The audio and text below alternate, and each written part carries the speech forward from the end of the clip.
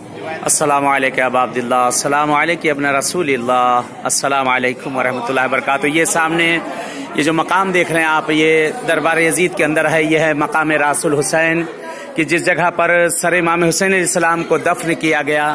इसके अंदर आप देख सकते हैं, ये नजर आएगा वो सामने वो मकाम है, वो जगह है कि जहां मौला हुसैन के सर को एक रवायत के मुताबिक इसी जगह पर आका हुसैन के सर को दफन किया गया है।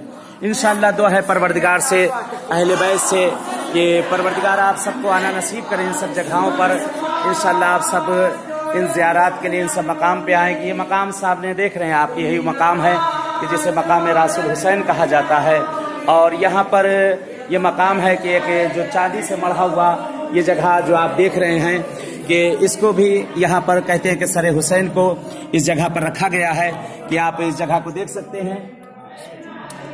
मौला इमाम हुसैन इस्लाम को इस जगह पर सर रखा गया। और सामने ये मकाम महराब इमाम ज़ैनुल आबिदीन इस्लाम है कि जिस जगह हमारे चौथे आका इमाम ज़ैनुल आबिदीन जिस जगह पर कहते दरबार में जितने दिन रहे हैं, इस जगह पर मौला ने इबादत की है और इस जगह पर हमारे और आपके चौथे आका बैठे हैं। बहरहाल इस वक्त हम लोग इन मकामात पे आ चुके हैं और कारवान अल-मुश्तबा पहुंच चुका है इस वक्त सरजमीन शाम के ऊपर। और हम सब दरबार यजीद के अंदर इस वक्त पहुंच चुके हैं। मकाम रासुल हुसैन की ज़ियारत की गई है और महराब इमाम ज़ैनुल आबिदीन अलैहिस्सलाम की इस जगह पे हम लोगों ने ज़ियारत की है।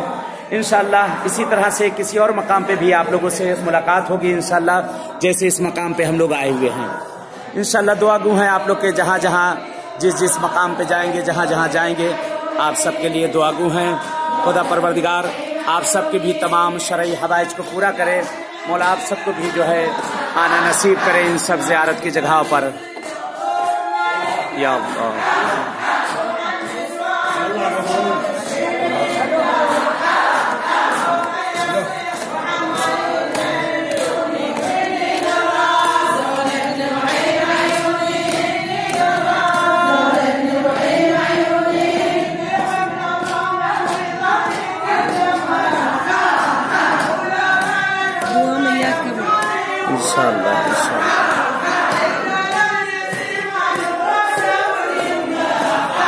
आज इस मकाम पर मुलाकात हुई आप सबसे मकाम रासुल हुसैन पे। इंशाअल्लाह दुआ है परवरदिगार इसी तरह किसी और मकाम पे इंशाअल्लाह आप सबसे मुलाकात होगी। तब तक के लिए इजाज़त चाहते हैं, इल्तिमास से दुआ।